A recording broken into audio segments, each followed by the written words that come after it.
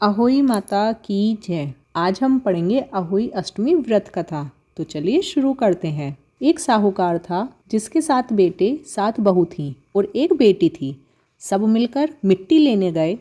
मिट्टी खोदते समय नंद के हाथ से स्याऊ का बच्चा मर गया। स्याऊ माता बोली कि मैं तेरी कोख बांधूंगी। तो ननंद ने अपनी सारी भाभियों से कहा, लेकिन ननंद के बदले में अपनी कोख बंधवाने के लिए 6 भाभियों ने मना कर दिया। पर उसकी छोटी भाभी ने सोचा कि नहीं बंधवाएंगे तो सासू जी नाराज हो जाएंगी। तो छोटी भाभी ने अपनी कोख बंधवा ली। अब उसके जो बच्चा होता अहोई 7 के लिए मर जाता। एक दिन उसने पंडिताइन बुलाकर पूछा कि क्या बात है, मेरे बच्चे अहोई 7 के दिन मर जाते हैं। तब पंडिताइन बोली कि सुरभि गाय की सेवा किया कर। सुरभि गाय स्याऊ माता की सहेली है, वह तेरी कोख छोड़ेगी, तब तेरे बच्चे जिएंगे। अब वह बहुत सुबह उठकर सुरभि गाय का सारा काम कर जाती। गौ माता ने सोचा कि आजकल कौन मेरी इतनी सेवा करता है, मेरी बहुएं क्या करेंगी, वे तो लड़ाई करती हैं। आज देखा जाए कि कौन सारा काम करता है। गौ माता ने सुबह उठकर देखा कि एक साहूकार के बेटे की बहू है जो सारा काम करती है। गौ माता बोली कि तुझे किस चीज की इच्छा है जो तू मेरा इतना काम करती है, मांग क्या चीज मांगती है। तब साहूकार की बहू बोली कि मुझे वचन दो। गौ माता ने उसे वचन दिया। तब साहूकार की बहू बोली कि स्याऊ माता आपकी सहेली हैं और स्याऊ माता के पास मेरी कोख बंधी हुई है, उनसे मेरी कोख छुड़वा दो। फिर गौ माता उसे 7 समुंदर पार अपनी सहेली के पास ले जाने लगी तो रास्ते में धूप थी, इसलिए वह एक पेड़ के नीचे बैठ गई। थोड़ी देर में सांप आया।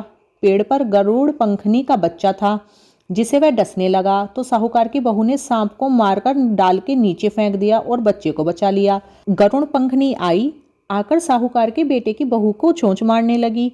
तो साहूकारनी बोली कि मैंने तेरा बच्चा नहीं मारा, सांप तेरे बच्चे को मार रहा था, मैंने तो तेरे बच्चे को छिपाया है। तब गरुड़ पंखनी बोली, मांग क्या मांगती है। वह बोली कि 7 समुंदर पार स्याऊ माता रहती हैं, हमें तो तुम उनके पास पहुंचा दो। गरुड़ पंखनी ने अपनी पीठ पर बैठाकर दोनों जनों को स्याऊ माता के पास पहुंचा दिया।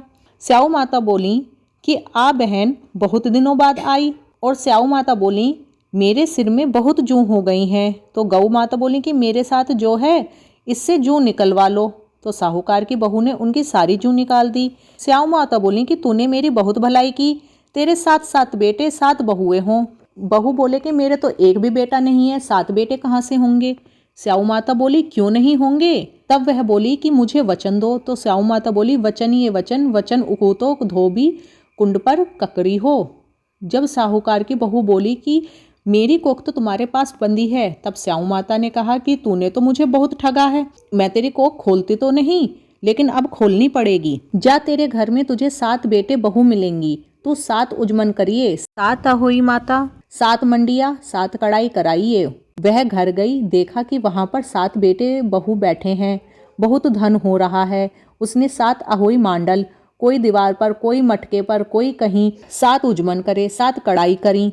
उधर सारी दौरानी जिठानी कहने लगी जल्दी जल्दी चौका पूजा कर लो, नहीं तो सब कोई रोने लग जाएंगे।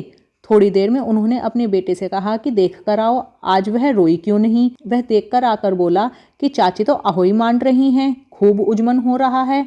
फिर जेठानी दौड़ी दौड़ी गई, देखें कि वह तो कोख छुड़ा लाई।